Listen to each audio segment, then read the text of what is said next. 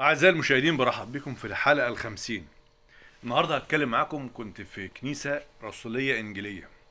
فأول ما جيت دخلت في الكنيسة الإنجيلية الرسولية ديت، فأنا أعرف القسيس ده. القسيس كان هو اللي عامل لي الإكليل بتاعي. فكنت قبل كده اعترضت معاه واتكلمت معاه على موضوع إن لما تعمل الخبز والخمر يا حضرة القسيس، القربانة دي بتتعبد في الكنيسة الأرثوذكسية وبيعملوا عليها مزامير معينة. وحتى لو انت جبتها حد عاملها لك بره، فالناس هتحط في دماغها ان دي فيها بركة. فكلمته قبل كده وحكيت معاه وقلت له لو يعني الرسالة اللي بتاعت بولس، لذلك إن كان طعام يعسر أخي فلن آكل لحما إلى الأبد لإلا أعسر أخي. دي في كورنثوس الأولى صح 8 عدد 3. فكان كلامي للقسيس كالآتي: يا حضرة القسيس، لو القربانة اللي حضرتك بتعملها في قصر الخبز هتعصر الناس، بلاش منها واعمل أي خبز، أي حاجة من بره اعملها، علشان الناس ما تروحش تمسك في الخبز اللي هو القربان ده بتاع الكنيسة الأرثوذكسية وضميرهم يتقوى إن يعبدوه ويزنوا زنا روحي. فالقسيس قال لي ماشي، أنا هعمل كده اهوت. وبالفعل لما رحت النهارده الكنيسه فقال لي معلش انا ما اعرفش انت جاي، لو انت جاي كنت جبت لك حاجه غير القربان. قلت له يا حضرتك سيبك مني انا، انت بتعمل ده علشان الشعب ما يتعثرش. بنعمل ده علشان الشعب ما يتعثرش ويروح يعبد اوثان واصنام، اللي هي يعبد الخبز والخمر ويزني زنا روحي زي الكنيسه الارثوذكسيه. فقعدت في الاجتماع بعد كده اهوت، ولقيت القسيس كان جاي من الكويت، معزوم عندهم وقاعد في امريكا، وكان رايح تقريبا السويس. فالقسيس طالع يقول للقسيس يا ابونا. طب ما انت قسيس وعارف برضه الحق، بتقول له يا ابونا ليه؟ رغم ان في وصيه بتقال في متى 23:9: ولا تدعوا لكم ابا على الارض لان اباكم واحد الذي في السماوات. فمش عارف الانجيليين او البروتستانت اللي بيطلعوا يقفوا على منبر مفيش في دماغهم اي حاجه في الكلام ده. ايه يعني يقول لي يا ابونا؟ يا عم ايه يعني ايه؟ يا بن ادم افهم الكلام اللي بيتقال. المسيح بيقول لا تدعوا لكم ابا على الارض. المسيح موصي بكده يا حضره القسيس يا اللي جاي من الكويت ولا امريكا وبتتكلم على المنبر بكلام الحق. طبعا القسيس التاني اللي هو قاعد في مصر ان هو اللي في الكنيسه الرسوليه الانجيليه ما بيقولوش عيب، ما بيقولوش ما ينفعش. كله بيسمع كلمه ابونا ويسكت وبيبقى مبسوط قوي. الحاجه بقى التالتة، القسيس اللي هو جاي من الكويت ده طلع يوعظ. طب يوعظ على قصه الغني والعازر. فاتكلم. ففي قصه الغني والعازر حصلت حاجه غريبه جدا. القسيس بيتكلم وعايزنا نتكلم معاه. فسأل كده وكل شويه يسأل في حاجه او يتكلم في حاجه والناس ترد عليه. ففي حته خطيره جدا في قصه الغني والعازر. قصه الغني والعازر بيقول كده في لوقا 16 عدد 27: فقال أسألك يا أبي. فقال أسألك إذا يا أبتي أن ترسل إلى بيت أبي لأن لي 5 إخوة. الغني بيقول لابنه إبراهيم ابعت لعازر لإخواتي. فبيقول له إيه في عدد 28: لأن لي 5 إخوة حتى يشهد لهم لكي لا يأتوا هم أيضا إلى موضع العذاب هذا. فقال له إبراهيم عندهم موسى والأنبياء ليسمعوا لهم منهم فقال في عدد 30: لا يا أبي إبراهيم بل إذا مضى إليهم واحد من الأموات يتوبون.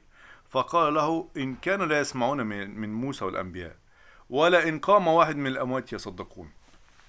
فسألت القسيس، رفعت له ايدي وسألته. قال لي اتفضل. قلت له معنى كده ان الظهورات اللي بتظهر دي من الشيطان؟ فقال لي نصا كده وبدل ما يرد عليا من الانجيل قال لي انت ايه خلفيتك؟ قلت له سيبك من خلفيتي، انا عايزك ترد عليا بالحق اللي في الانجيل. المفروض يا حضرة القسيس يا اللي واقف على المنبر انت بتقول الحق زي سيدك المسيح قال الحق الحق. راح يرد عليا القسيس يقول لي ايه؟ يقول لا، يرد عليك القسيس بتاع الكنيسه. طب ما ترد انت واقف على المنبر. اما انت واقف على المنبر تعمل ايه؟ واقف على المنبر تتباهى انك من الكويت ومن امريكا وانك انت اعلى من الناس دي كلها؟ ولا خايف لحسن تقول الحق والناس تمشي ما تجيش تاني الكنيسه؟ بص يا حضره القسيس، انا هقول لك حاجه اوعى تنساها. افتحها كده في رؤيا 21:8. دي للقسيس اللي هو كان قاعد واقف في الكنيسه الرسوليه، وكل قسيس واقف في كنيسه بروتستانت انجيليه. افتح كده رؤيه يوحنا اصحاح 21 من عدد 8. واما الخائفون وغير المؤمنين والراجسون والقاتلون والزنا والسحرة وعبيد الأوثان وجميع الكذبة فنصيبهم في البحيرة المتقدة بنار وكبريت الذي هو الموت الثاني. خايف؟ انت خايف من ايه؟ خايف لحسن الناس تمشي؟ المسيح سيدك اللي هو المفروض ان انت بتخدمه وانت عبد ليه عمل كده في يوحنا 6. قال لهم الحق زي ما هو. 70 تلميذ رجعوا من وراه. قال لي 12 اللي معاه لو انتوا كمان عايزين تمشوا امشوا. قالوا لي ما، فرد بطرس قال له من نذهب وكلام الحياه الابديه هو عندك. اللي عايز يقبل الحق يا حضرة القسيس زي ما مكتوب في الانجيل يقبل، مش عايز ما يقبلش. مش قادر تقول الحق وانت واقف على المنبر، عيب عيب، ما تقفش على المنبر. ان المنبر ده المفروض انت بتقف على المنبر بتنفذ كلام المسيح في الانجيل، الحق الحق، وتكون مستعد لمجاوبة اي سؤال يتسأل ليك من الانجيل. خايف؟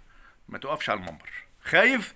تنحى من منصبك هذا وسيبه، لان ما ينفعش تكون قسيس وخادم للمسيح وواحد يسألك في حق في الانجيل قدام الشعب ان اللي بيظهر ده مش شيطان ولا من عند ربنا، وانت فاتح الآية وانت فاتح النص. خايف؟